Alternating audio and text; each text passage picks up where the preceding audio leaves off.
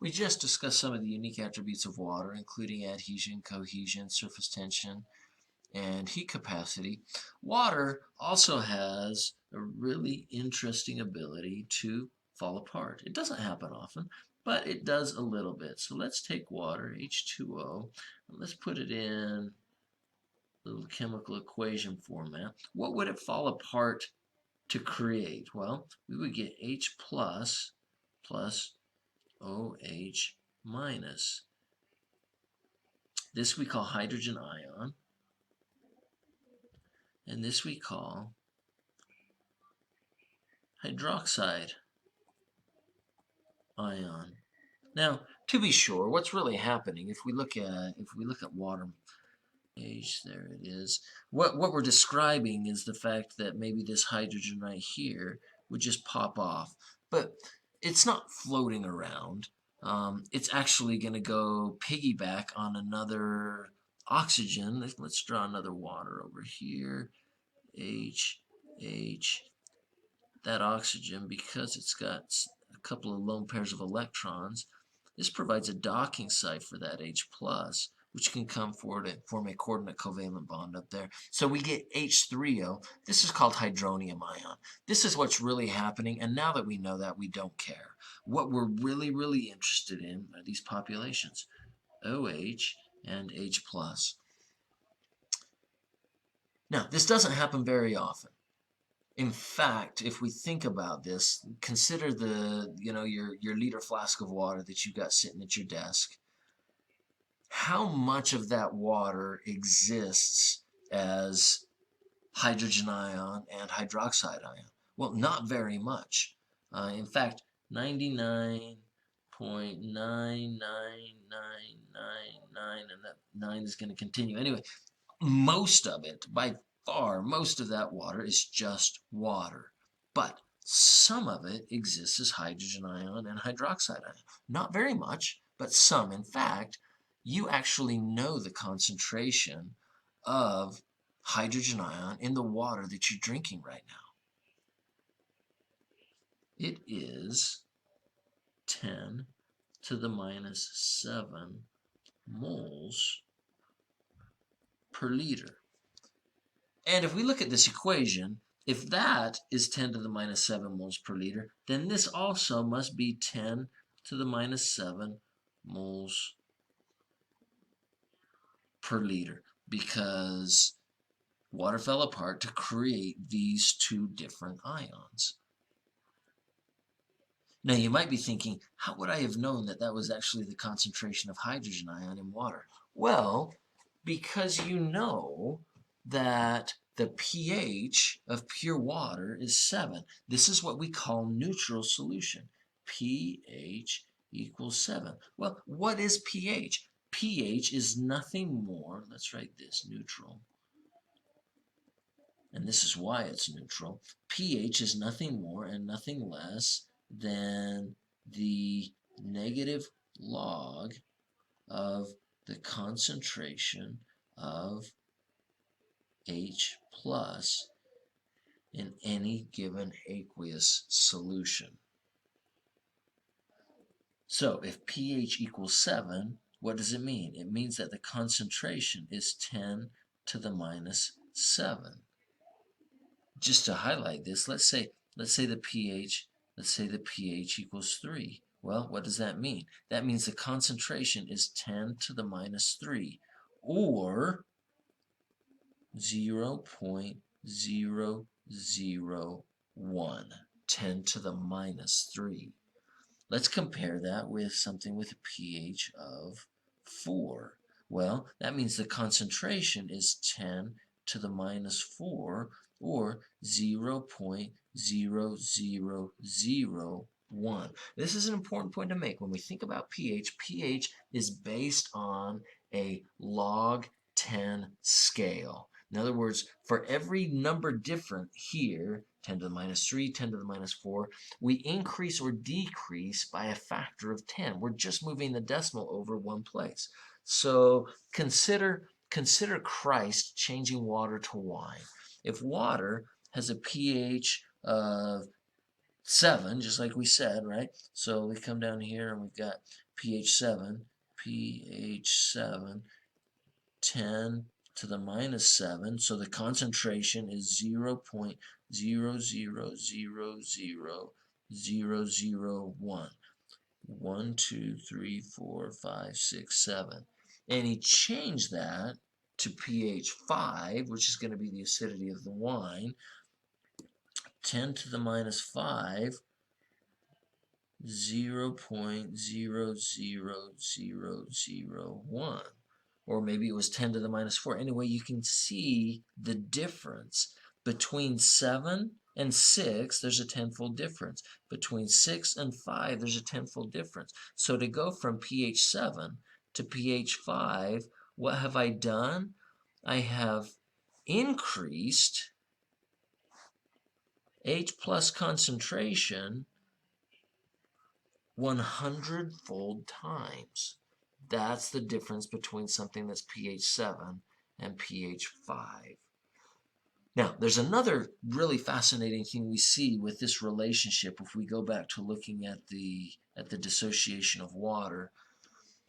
Because acids and bases only happen in water, and water is the basis of this, we see a really important relationship between the acid, which is what we're measuring here, and the base, which is what we're measuring here. They're always going to, in this relationship, add up to 14. In other words, pH, we'll write this as another rule, pH plus pOH will always equal 14. To understand this, let's provide a little bit of context. Let's say you're going through looking for some cleaners and you come across bleach. Bleach has a pH equal to 12. Now remember, the higher the pH, the lower the concentration of H+. So with that, what would be the concentration of hydroxide ion in bleach? That's the question. The question is, what is the concentration of hydroxide ion? Well, because we know that pH of bleach is 12, we know that pOH is going to equal 14 minus pH, so that's going to be 14 minus 12, which is going to equal 2. So the pOH of bleach is going to equal 2. And if the pOH is 2, that means that the concentration of hydroxide ion is 10 to the minus 2, or 0.01, and this is always in moles per liter. Okay, now that we understand pH, the most important part of this pH lecture is how to apply this pH to a buffer system. Buffer systems are super important to understand. They exist everywhere, not only in our body, but throughout nature. And it's critical that we understand how they work. So let's buffer systems. A buffer system, when we think about buffer, the whole job of a buffer is to resist change. Now please note, I did not say prevent change. That's not what I'm doing. I'm resisting change when an insult comes. In other words, if I was to take a bunch of battery acid and inject it into my blood, not quite enough to kill me anyways, what would happen? Would the pH of my blood change very much? Even though I was putting acid into the blood, the overall pH wouldn't change all that much. Don't do that at home. If I took that same battery acid and put it in water, the pH would drop immediately because the battery acid is so acidic. So what is it about the blood that resists the change to pH when an acid is added? To understand this, let's see if we can explore the generic buffer equation HA That's an A. It's not a delta. It's an A. Goes to H plus A minus. This is just a generic buffer system equation. Now, when we think about buffer systems, by definition, a buffer must contain these two items: a weak acid or a weak base, but we're just going to go with acid, a weak acid and its conjugate base. The conjugate simply means the pair. Now let's define acid and base. We're going to define acid as a proton donor. And we're going to define base then as a proton acceptor. With this in mind, let's go back to our general equation. Here we have an acid. This right here is the acid. Question number one, is it weak or is it strong? Too often we want to think, well, how much would it burn me? How bad would it hurt? That's not the best way to think about weak acids and strong acids. The definition specifically of a weak acid and a strong acid is how much it dissociates. We know that this, in this example, is a weak acid because these arrows here are going both ways. If there was just an arrow going one way, then that would tell us that it has complete dissociation. In other words, all of this falls apart and turns into these. Complete dissociation. That's a strong acid. But because this arrow shows that some is going that way, but some is also going in reverse, that tells us that it's a weak acid. So let's delete here. In reality, there aren't very many strong acids in nature. You've got hydrochloric acid, hydrobromic acid, hydrosulfuric acid. There's a few of them, but not many. Most acids are weak acids. And again, a weak acid has these two arrows, one going forward direction, one going in the reverse direction. This brings us next in the equation to these arrows themselves. And the arrows are important because they show us a concept of equilibrium. This is a key thing to understand. At equilibrium, what it means is that my reactants, the reactants will be on this side, are turning into my products. The products are on this side at the same rate that the products are turning back into the reactants. We'll talk more about that in just a second, but let's finish identifying our variables. The HA is our weak acid. We identify, by definition, our acid as a proton donor. Remember, a proton is right here. There's our proton. And this is what we're measuring when we're measuring pH. Hydrogen, remember, it's made of a proton and an electron, but this is an ionized hydrogen. It's got that plus charge because it lost its electron. Therefore, the only thing that remains is a proton. We also have, in this population, that is our, and now we can see how it fits our definition. The base is a proton acceptor. Here, the base could accept this proton and turn back into its conjugate acid. So those are the definitions. Now let's see how all this stuff works together. Let's say that the HA, the weak acid, consists of a red dot and a purple dot. The red dot is the H, and the purple dot is the A. There's HA. And then it's going to dissociate into H plus, red dot, plus A minus purple dot. Equilibrium, this term right here, tells us that the rate of reactions to products and products to reactants is happening at the same time. In other words, it tells us that the ratio between products to reactants remains constant.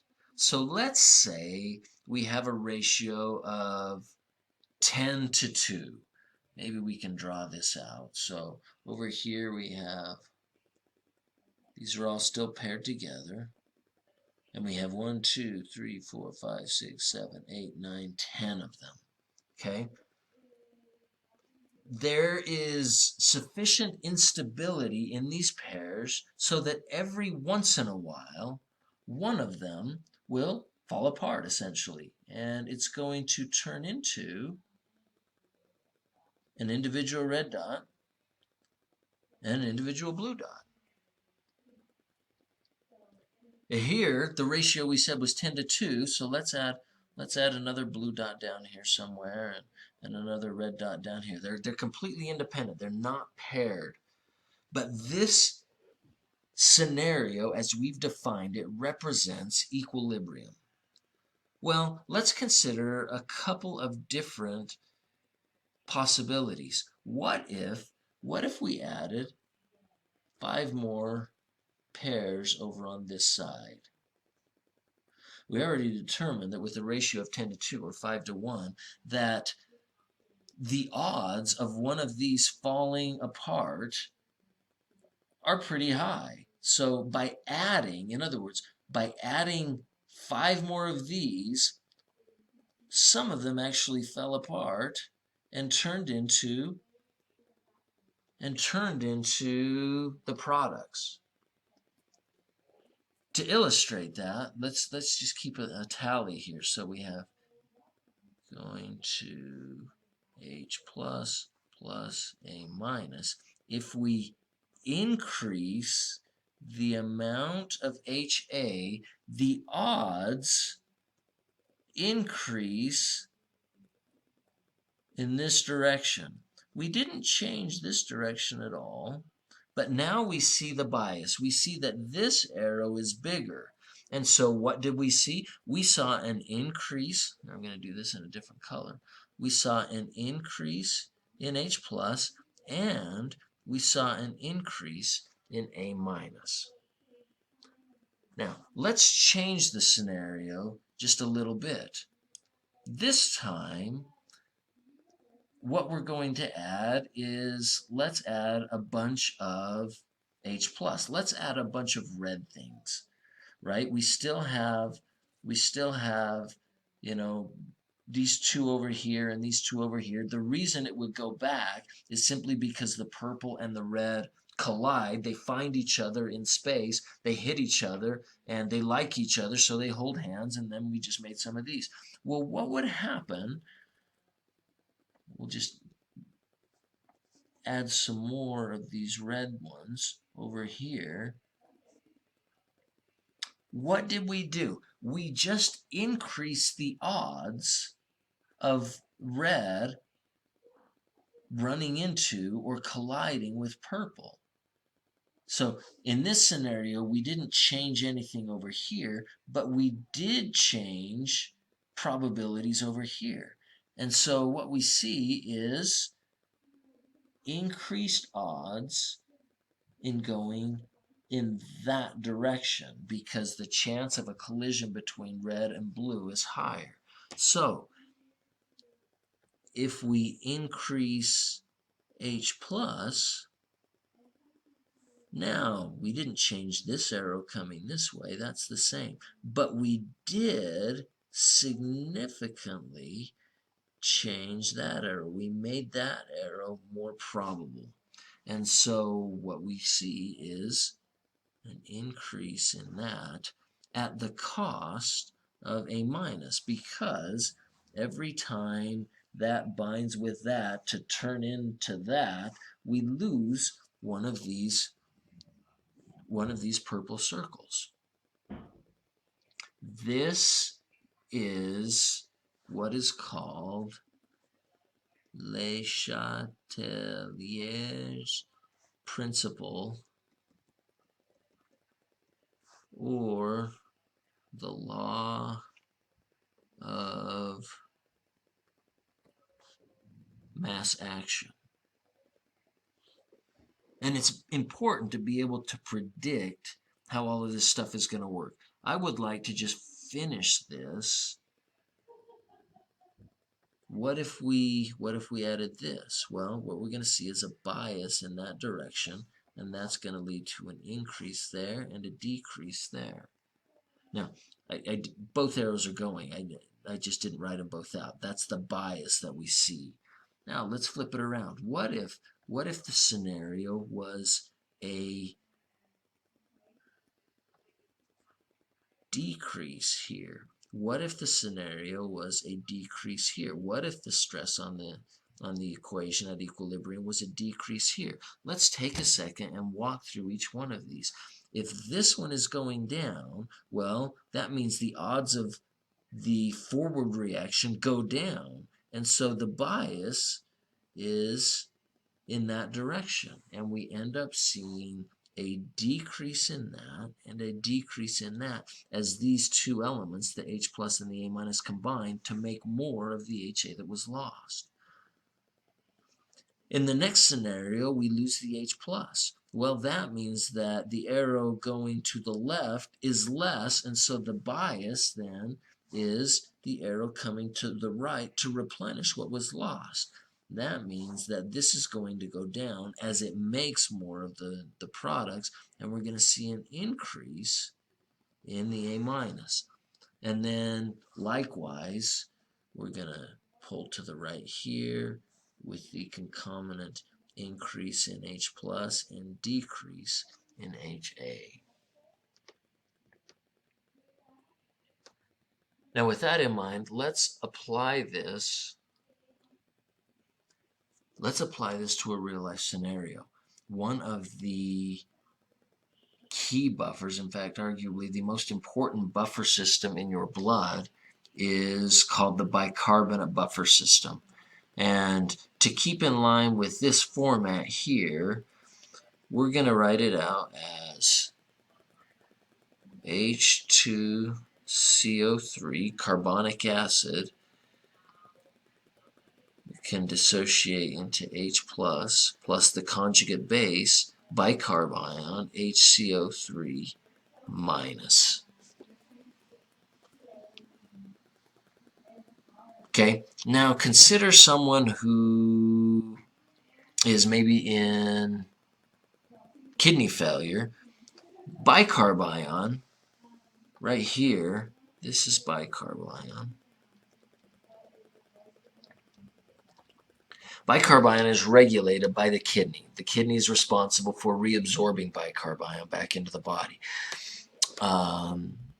A possible sign of kidney failure would be the inability to reabsorb that bicarbion, and therefore bicarb ion concentrations start to go down. How is that going to manifest in the body? Well, based on what we just talked about, we know that if bicarb ion goes down, then this equation will automatically shift to the right. That's going to lead to an increase in H plus and a decrease in H2CO3. The body's got to figure out how to compensate for that. And so the other half of the equation that we see over here, and I get that this is a lot, but this is important because this is going to stay with us for a long time.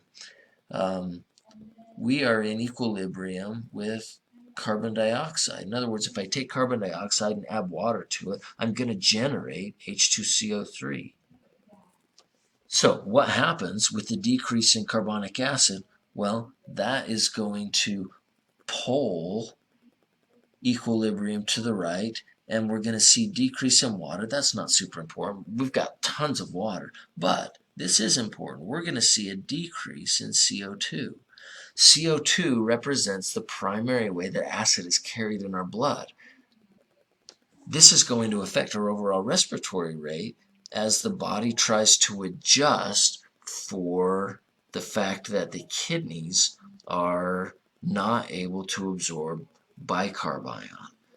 Being able to take any scenario where we adjust one of these, if we adjust CO2 or if we adjust H plus or we adjust HCO3, it's very important for you to be able to walk through this and understand how it's going to affect all of the other parameters. And that's the idea behind the buffer system. Remember, the buffer system, its job is to resist change in pH. And it is composed of a weak acid and its conjugate base. We identified acid as a proton donor, we identified base as a proton acceptor, and then we went through the process of understanding equilibrium and how if we changed either the reactants or the products, how the equation would spontaneously adjust to compensate as it sought out a new equilibrium. And this compensation we call the Chatelier's principle or the law of mass action, and being able to predict those changes is going to be an important part of understanding acids and bases now and especially in the future.